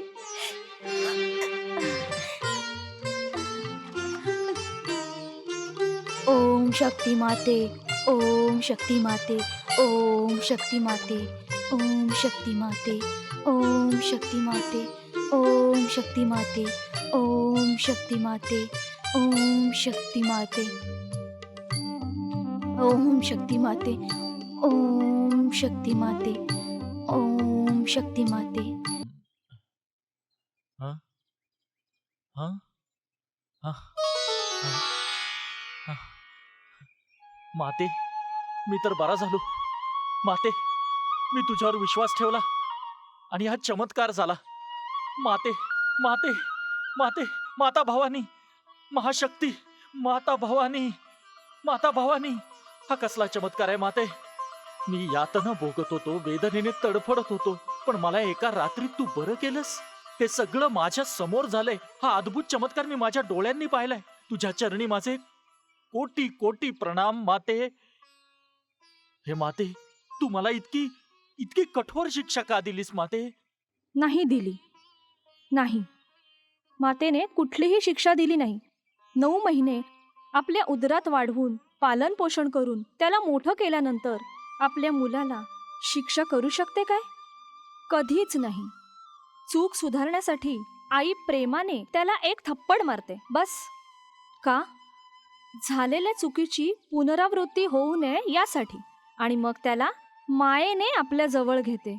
याचा अर्थ माझ्याकडून काही अपराध झालाय? नाही झाला? आठवून बघ, माता भवानीची परमभक्तिनी राजेश्वरी देवीला तू आणि नंजुंडा दोघांनी मिळून मारण्याचा प्रयत्न केला नव्हता? सांग मला. आ? हं. जीवनात कितीही दुःख आलं तरी माणसाने माणुसकी सोडायला नको. जो मनुष्य सैतानी भावनांमध्ये अडकतो त्याला भोगावंच लागतं. माते, सैतानी भावनांना कसे नष्ट करू शकतो? आपल्या अंतरात्म्यातून निर्मळपणे, निश्चयाने, भक्तिभावाने फक्त माता म्हणून हाक मारा. ती धावत येऊन तुमचा हात पकडून तुम्हाला योग्य मार्गावर घेऊन जाईल. त्या नंजुंडाच्या सगळ्या काळ्या कर्माची मला चांगलीच माहिती आहे. जर त्याने अजूनही वाईट कर्म सोडून देऊन योग्य मार्ग निवडला नाही तर मलाच त्याला सर्वात कडक शिक्षा द्यावी लागेल. नारायणराव, ओ नारायणराव, काय नारायणराव, तुम्ही काय ठरवलं आणि हे काय केलं? तुम्ही त्या राजेश्वरीला 2 दिवसात संपायचा वायदा केला होता आणि गायब झाला. मी सगळी तयारी केली होती. मी वाट पाहत होतो, तुम्ही आत्ता याल मग याल. मी वाट बघून बघून थकलो, पण तुमचा पत्ता नाही. अरे काहीतरी बोला नारायणराव, असे गप्प का? नंजुंडा, मी तुला असं नक्कीच म्हटलं होतं. त्यावेळी मी सुद्धा तुझ्यासारखाच एक राक्षस होतो, पण मातेच्या कृपेने आता मी एक माणूस बनलोय. नंजुंडा, आज मी तुला सुद्धा सांगतोय, या सगळ्या वाईट गोष्टी सोडून एक चांगला माणूस बन. जोगीण मातेला तुझ्या मनात येणाऱ्या वाईट भावनांचा, तुझ्या डोक्यात चाललेल्या वाईट विचारांचा थांग लागतो. ती असं सांगते जणू प्रत्यक्ष डोळ्यांनी पाहतेय. आपल्या वाईट कर्मांचा त्याग कर, नाहीतर परिणाम चांगला नाही होणार. नंजुंडा, हे बघ, मी तुला सगळं समजावलं. पुढे तुझी मर्जी. माताच तुझं रक्षण करेल. गप्प बस. तुझ्यासारखे लोक म्हणजे मर्दानगीला कलंक आहे. हो, मी जे करतो त्या सगळ्या गोष्टीचा पत्ता जोगीण मातेला लागतो. पण जोगीण माताच नाही राहिली तर मग कोणाला कळणार? जोगीण माता, मीच तुझा जोगी बनतो तर.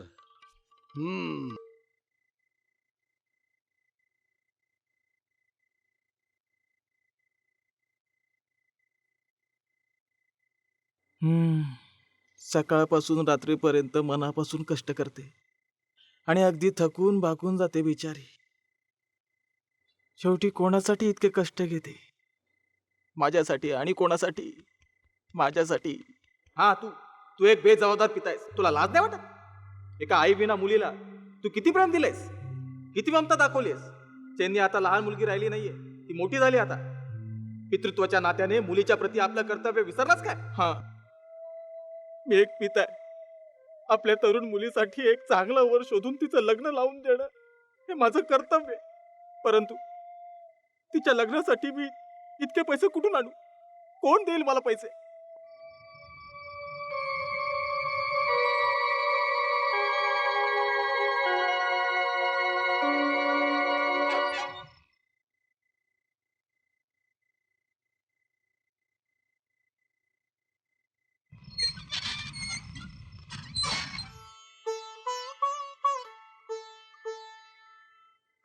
माते, मला माझ्या मुलीचा संसार थाटून द्यायचा आहे. त्यासाठी तिथे आलोय. माझ्याकडे अजून कुठलाही मार्ग नाही. तुझ्या अंगा खांद्यावरचे जे दागिने आहेत ते माझ्या मुलीला देऊन मी तिचं लग्न करीन. मला माफ कर माते, मला माफ कर.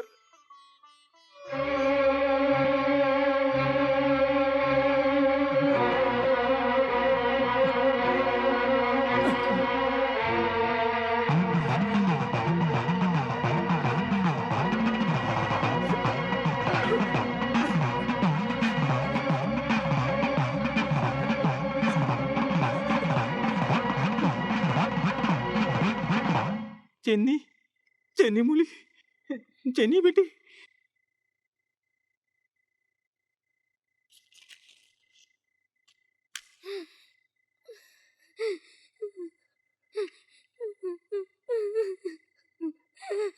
हं? आ? चेन्नी, चेन्नी, चेन्नी पोरी, काय झालं तुला? रडतेस कशाला? सांग ना, सांग पोरी. अशीच रडत राहिलीस तर मला काहीच कळणार नाही. बाबा, बाबा, मी कुठल्या तोंडाने सांगू? मी उद्ध्वस्त झाले. माझं सगळं काही लुटलं गेलं. माझ्या आबरूवर डाग लागलाय बाबा, माझ्या आबरूवर डाग लागलाय.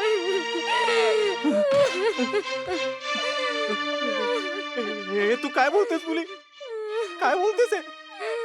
हे परमेश्वरा, तू माझ्या पोरीवर असा आनंद का उडवलास? माझी कोवळी पोर पार उद्ध्वस्त झाली. हे परमेश्वरा.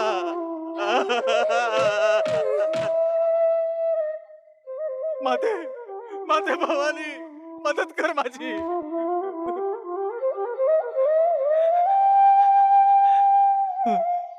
आम्ही पापी आहे, आम्ही पापी आहे, पापी आहे, पापी आहे, पापी आहे. मी तुला धोका दिला. स्वतःच्या मुलीचं लग्न लावून द्यायच्या स्वार्थात मी घोर पाप केलं. तू सगळं ओळखतेस, म्हणून तू मला अशी शिक्षा केलीस ना माते. आता मी माझ्या मुलीचा संसार कधीच गाठू शकत नाही. माते, माते, माते, मला क्षमा कर, मला क्षमा कर. मी तुझे दागिने परत करील माते, परत करील.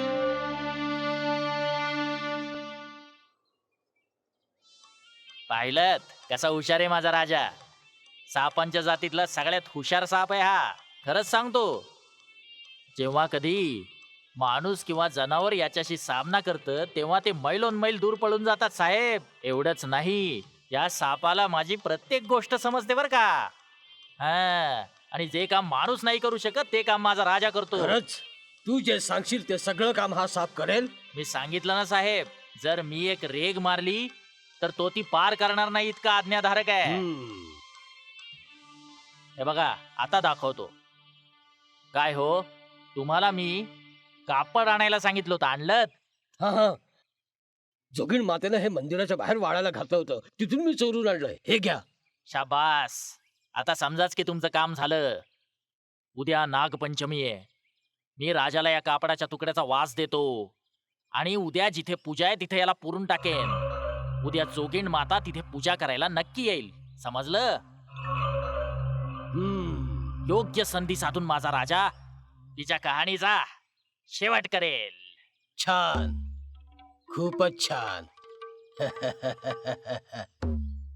आपलं काम झालं आणि कोणाला संशय येणार नाही. हम्म, हम्म, हम्म. हा घे ऍडव्हान्स. पण ही गोष्ट कोणालाही कळली नाही पाहिजे. पण जर कोणाला कळलं तर तुझं काही खरं नाही. निघतो. आपल्या गावाची महाराणी आलीये. पहा पहा, इतके नखरे दाखवून बरंच नाव कमवलंय. बेशरम कुठली. वाटलं असेल हिचा हा खेळ कुणाच्या लक्षात येणार नाही. सांगायला तर गावात बांगड्यांचा व्यापार करते. त्याशिवाय हिचे अजून किती धंदेत कुणास ठाऊक. काय ग चेन्नी, जरा धीर धरवत नव्हतं का तुला? आम्ही तुझं लग्न कोणाशी नाही तर कोणाशी लावून दिलंच असतं ना. अगं जाऊ दे ग, आपल्याला काय करायचंय? ज्याचं पाप आहे त्याचे परिणाम तोच भोगेल. आपण त्या भानगडीत कशाला पडायचं? जो करेल तोच भरेल.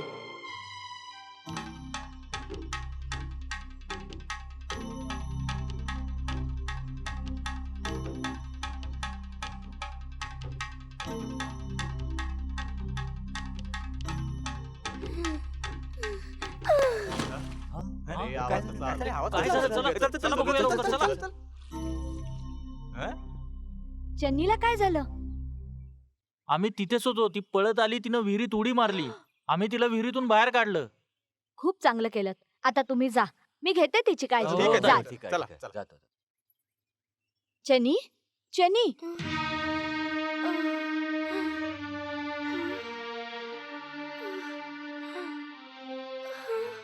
ताई, चनी, ताई. अगं, चेन्नी, काय झालं बाळा? चन्नी, आपला जीव देण्यापूर्वी आपल्या ताईचा एकदाही विचार केला नाहीस? असं कुठलं संकट आलं होतं तर जीव द्यायला निघालीस? असं कुठलं संकट होतं तर मला सांगायचं होतं. तुझ्या संकटावर आपण मार्ग शोधला असता. जीवन आणि मृत्यू आपल्या हातात नसतं. मातेनं दिलेलं जीवन संपवायचा अधिकार आपल्याला कोणी दिला? वेडी कुठली, हे तू काय करायला निघालीस? ताई, माझी ही अवस्था कळल्यापासून गावकरी मला दिवस रात्र टोमणे मारत असतात आणि हे मला सहन नाही झालं. मला माहितीये तू असं कधीच करू शकणार नाहीस. तुझ्या या स्थितीला जबाबदार कोण आहे?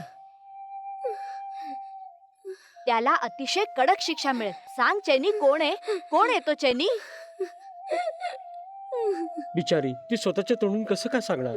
सगळ्यांना माहितीये तो पापी दुसरा कोणी नाही, नजुंडाच आहे. नाही, तो नाही. तर मग दुसरा कोण आहे? तो कोण आहे मी नाही सांगणार.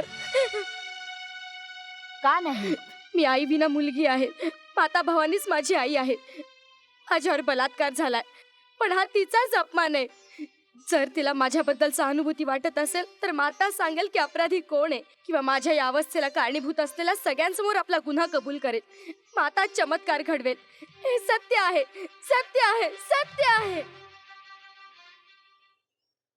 काय बोलतोयस तू? मी जे काय केलं ते मातीत मिळवलंस. ए विश्वासघातकी, तुझ्यावर विश्वास ठेवला ही मोठी चूक केली. बोलला होतास त्या जोगणीचं असं करेन तसं करेन. आता माल खाली घालून माझ्याकडे आलास. हे घे पाखंडी कुठला, घे ही सजा आहे तुझी. घे. गुरु गुरु यात माझी काही चुकी नाही गुरु. ए. माझ्या सापाचीही काही चूक नाही गुरु.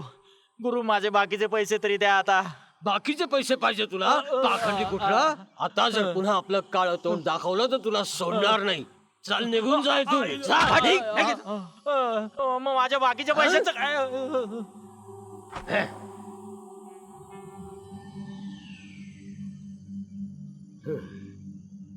काय गुरु, येऊन जाऊन तो गारुडीच मिळाला काय तुम्हाला? मी काय कोणा सापापेक्षा कमी आहे काय? काय बोलतोयस तू? हा गुरु, एकापेक्षा एक पैलवान माझ्याकडे आहेत. ते जगातलं कोणतेही काम करू शकतात, फक्त त्यांना पैसा पाहिजे. आधी त्याच्यावर पैसा उडवला, आता तुला द्यायचा. बघू तू काय करतोयस ते. घे. बघत राहा गुरु, जर मी त्याचा मुर्दा या बैलगाडीवर नाही आणून टाकला तर मी माझं नाव बदलून टाकेन.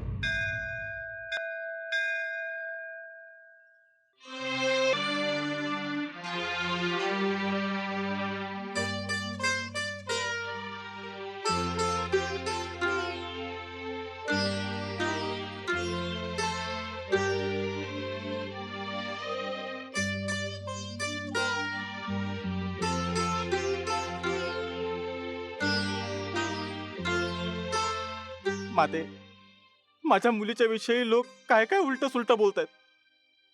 माझ्या मुलीला या जगात तर सुख नाही मिळू शकणार, आणि ते मिळणारच असेल तर ते फक्त तुझ्याच जगात माते. म्हणून या दुधात मी विष टाकलाय माते. तू तिला तुझ्याकडे बोलून घे. तुझ्याकडे बोलून घे. चेन्नी, काय झालं बाबा? मी देवळात गेलो होतो मुली. मातेच्या अभिषेकाचं दूध आणलंय तू यासाठी. हे घे, पिऊन टाक. मी जरा बाहेर जाऊन येतो. बाहेर जाऊन येतो. पोरी, अभिषेकाचं दूध एकट्यानेच पिऊ नको. माझ्यासाठी थोडंसं ठेव. मीही येऊन पिऊन टाकीन आणि थोडंसं पुण्य पदरात पाडून घेईन.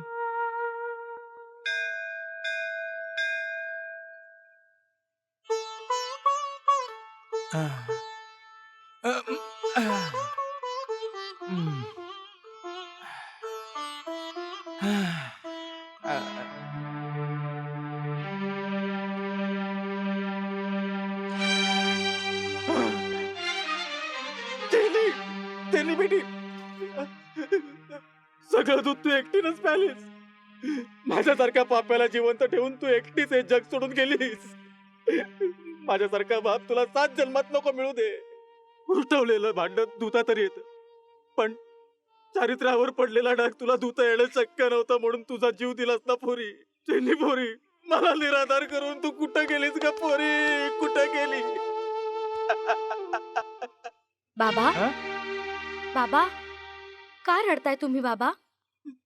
चेन्नी माझ्या मुली, हा? तू जिवंत आहेस. तू जिवंत आहेस. तुम्ही काय बोलताय हे बाबा? मला काय झालंय? तू अभिषेकाचं दूध प्याले नाहीस? नाहीतर त्यावेळी जोगीण माता आली होती. ओम शक्ती, ओम शक्ती. माता, माता, आज या गरीबाच्या झोपडीत तुम्हाला त्याला काही नाही माता. देण्यासाठी काहीही नाही. आहे. हे मातेच्या अभिषेकाचं दूध आहे माता. हम्म.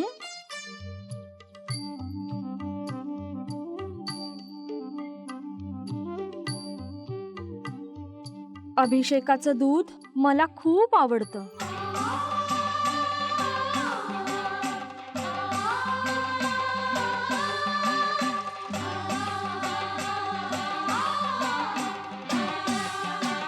आहा, किती स्वादिष्ट आहे. या अमृताला दुसरी तोड नाही. माझं काम पूर्ण झालं. मी निघते. ते सगळं दूध जोगीण मातेनंच प्यायलं. अरे बापरे, काय झालं बाबा? मुली, माहितीये का दुधात विष होता. हं? काय विषारी दूध? हा पोरी, हे माझ्याकडून काय झालं. मला या गावकऱ्यांचं टोमणे सहन होत नव्हते, म्हणून मी विचार केला आपल्या दोघांची या दुःखातून सुटका होईल, म्हणून मीच या दुधात विष मिळवलं होतं. पोरी, मी स्वतःच मिसळवलं होतं. अरे रे, न जाणू जोगीण मातेची काय अवस्था झाली असेल. जोगीण माता, जोगीण माता.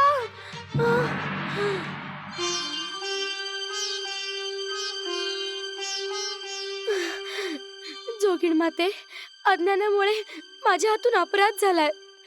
मला माफ कर. अपराध? होय माते, मगाशी मी तुला विषारी दूध दिलं होतं माते. माहिती होतं, म्हणूनच मी तिथे आले. असं विषारी दूध मला खूप आवडतं. मला यायला एक क्षणभरही उशीर झाला असता तर तू जिवंत राहिली नसतीस. चेन्नी, हे सारं जग माता भवानीचं घर आहे. आपण सगळे इथे आलो आहोत फक्त आश्रित बनून. जोवर आपण इथे आहोत, आपण आपल्याकडून होईल तेवढं पुण्यकर्म करायला हवं. समज की तू भाडं चुकतं केलंस. तुझ्या पित्याने त्याच्या संपूर्ण आयुष्यात चांगलं कृत्य केलं नाही. माता भवानीवर विश्वास ठेव.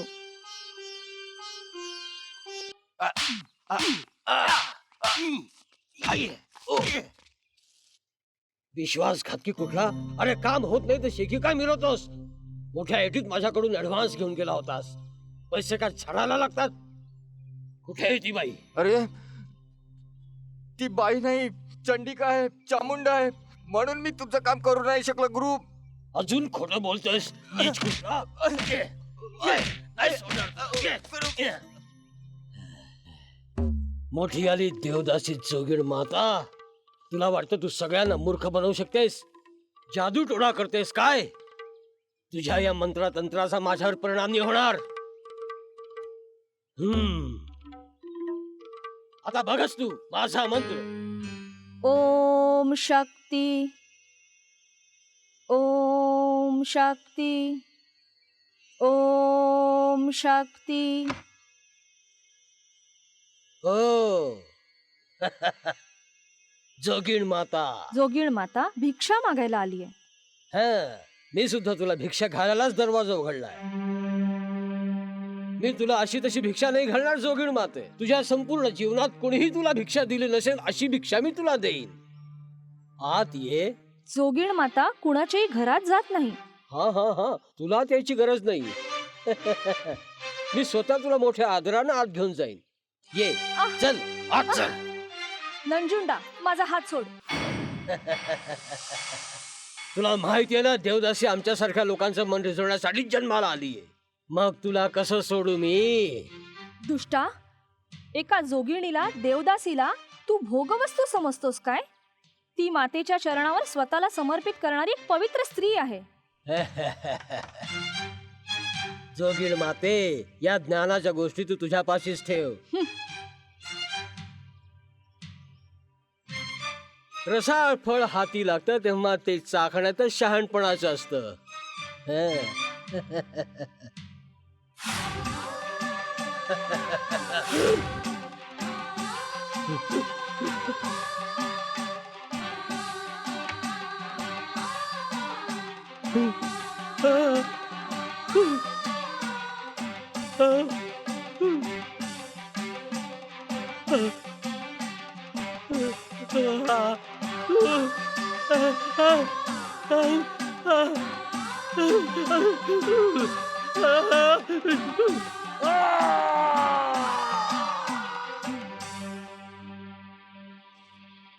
अरे या रानट्या प्राण्याला मारणारा कोण असेल रे?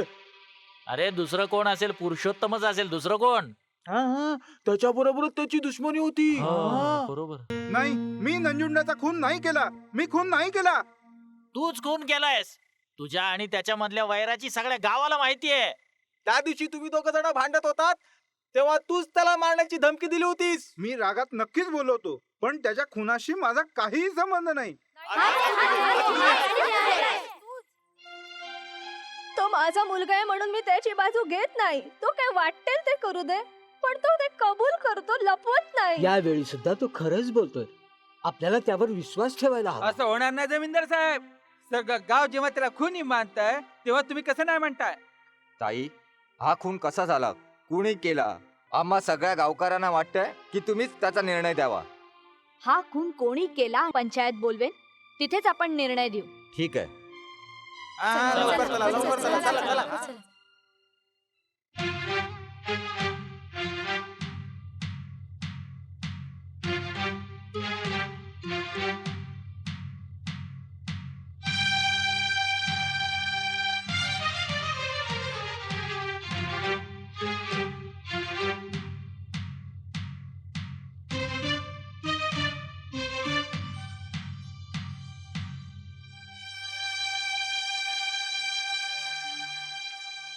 नंजुंड्याच्या खुनामागचा हेतू बघितला आणि जर गावकऱ्यांच्या बोलण्याचा नीट विचार केला तर पुरुषोत्तम हाच खुनी असल्याचं सिद्ध होतं. त्याच्याशिवाय दुसरं कोणी नाही.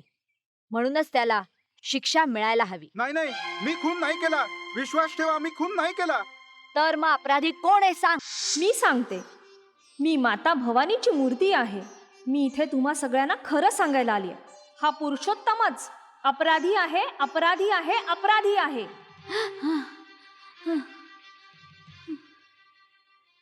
स्वप्न होतं.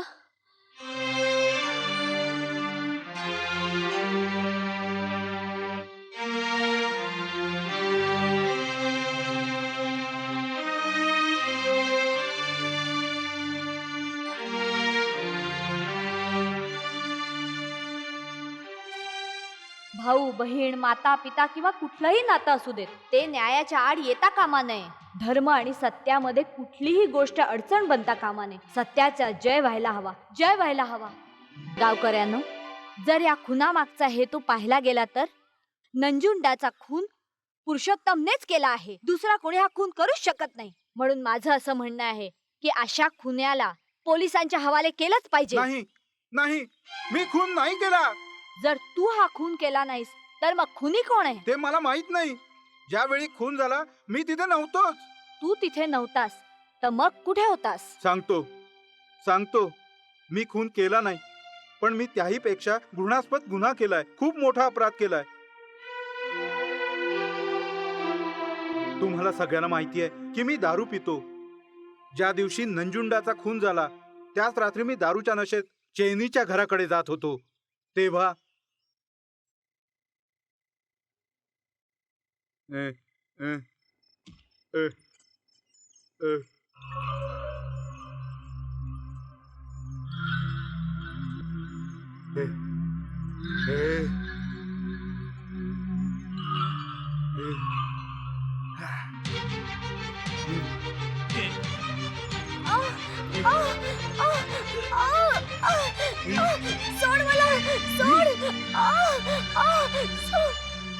आणि माझ्या सैतानी वृत्तीमुळे बिचाऱ्या चेन्नीच्या आयुष्याचं वाटोळ झालं.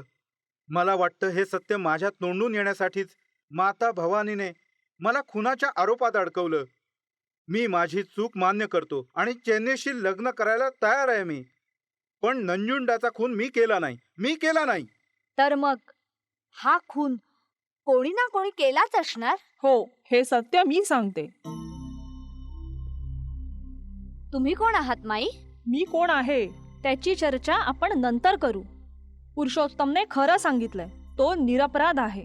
त्याचा या हत्येशी काहीही संबंध नाही.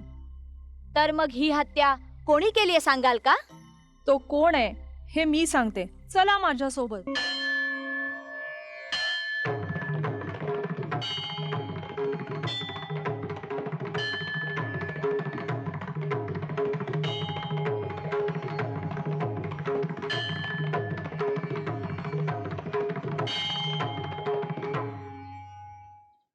नंजुंडाची हत्या हिनं केलीये.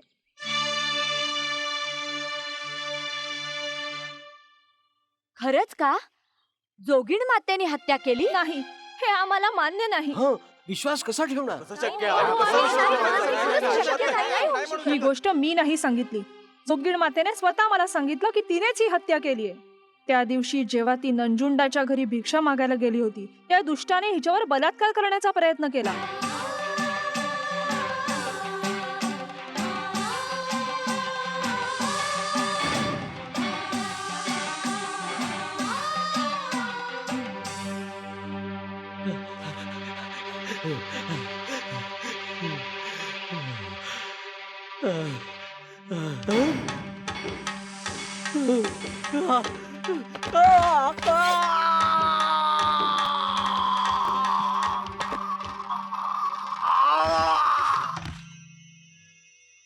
काय असं झालं होतं?